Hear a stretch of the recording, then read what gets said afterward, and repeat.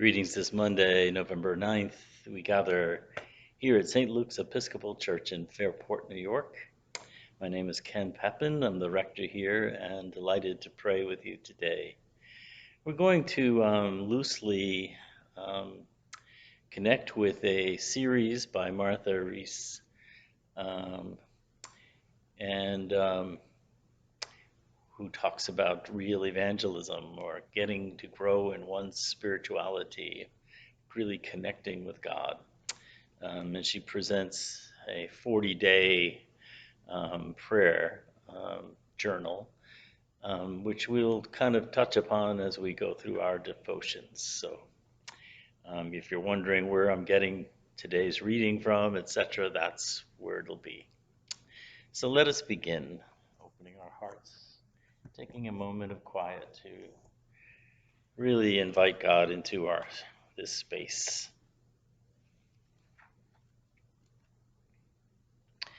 We give you thanks, O God.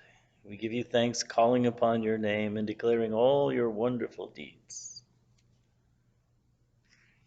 O God, let our mouths proclaim your praise and your glory all the day long. Praise you to the holy and undivided Trinity, one God, as it was in the beginning, is now, and will be forever. Amen. This morning we will choose Canticle E, a song of Jerusalem, our mother. Rejoice with Jerusalem, and be glad for her, all you who love her. Rejoice, rejoice with her, all who mourn over her, that you may drink deeply with delight from their comforting breast.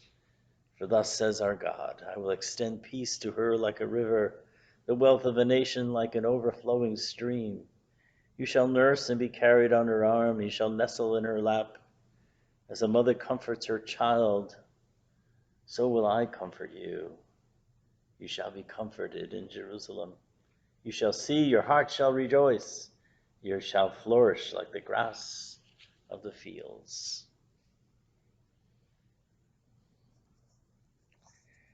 Scripture passage is actually a psalm this morning. It is Psalm 103.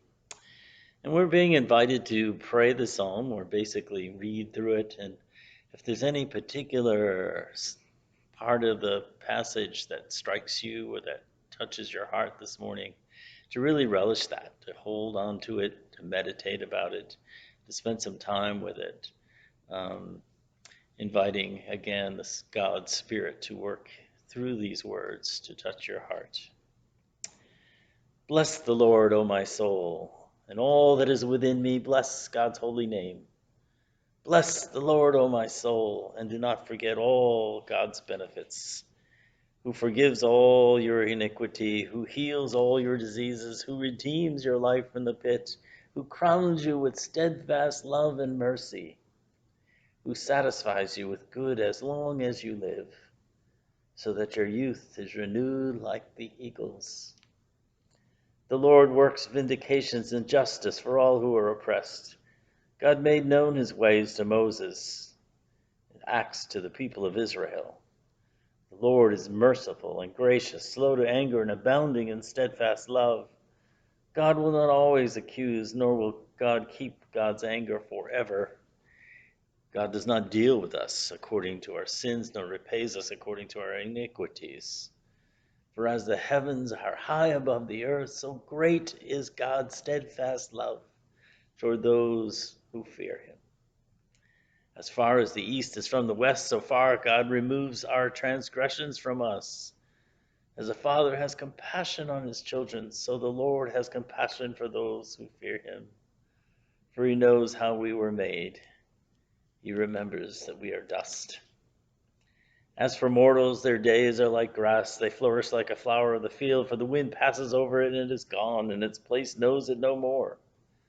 But the steadfast love of the Lord is from everlasting to everlasting, on those who fear him, and his righteousness to children's children, to those who keep his covenant and remember to do his commandments.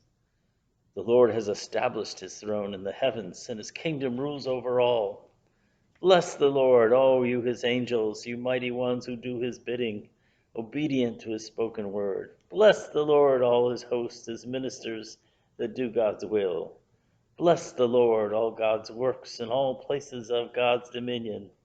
Bless the Lord, O my soul.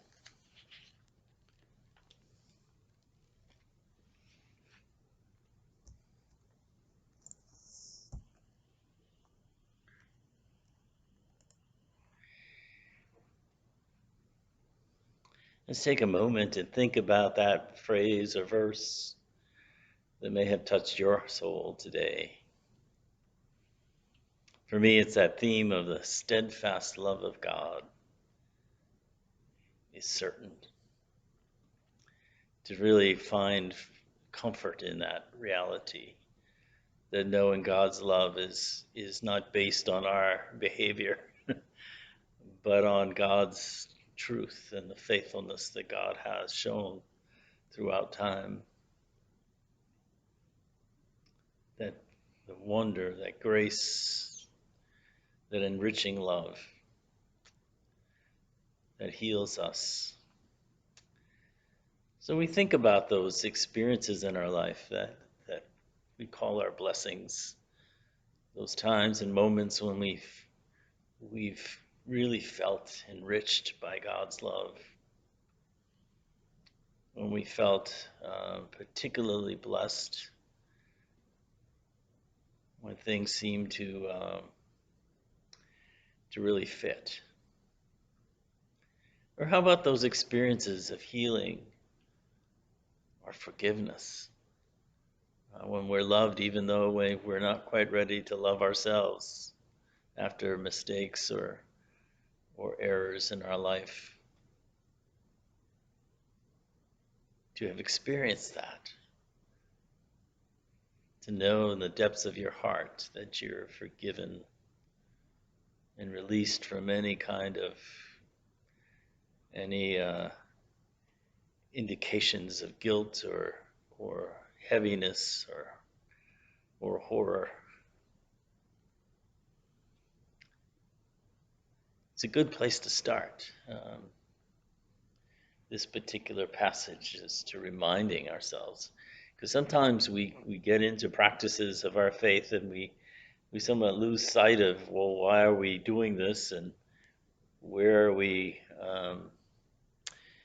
what meaning does it have, or different connections that we kind of fall into without doing a lot of the reflection beforehand.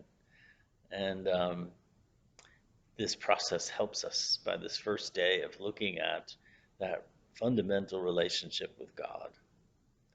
What does that mean to us? And if we don't know, and if we've never had those moments of blessing that have enriched our lives, or we've never felt healed or loved, then to take the time to do that. Take the time to ask God for those gifts, that experience, that moment, to open our eyes and hearts and minds and souls to the ever-loving presence of God's being in our midst. To pray for that. So let us think about those people in our lives who may feel that distance, may feel that abandonment, may feel, because of life's challenges, that sense of hopelessness. That again, we can be that word, that care, that kindness, that love of God in their midst. That we can reach out beyond ourselves and love them with a steadfast love, one that is given to us by God. So let us pray.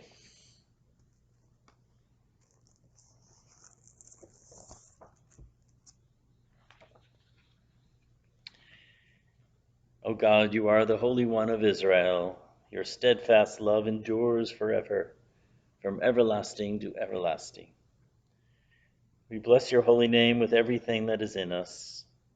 Thank you for our lives, for our families, for our friends, and the people you can reach through us. Please know that we know you better as we go through these next weeks, that we will be here in honoring this time of prayer, this time of reflection. this time of being with you. Help us, dear God, to grow in our love and appreciation of all that you have given us. May God's love and blessing be with you this day. Father, Son, and Holy Spirit. Take care. See you tomorrow.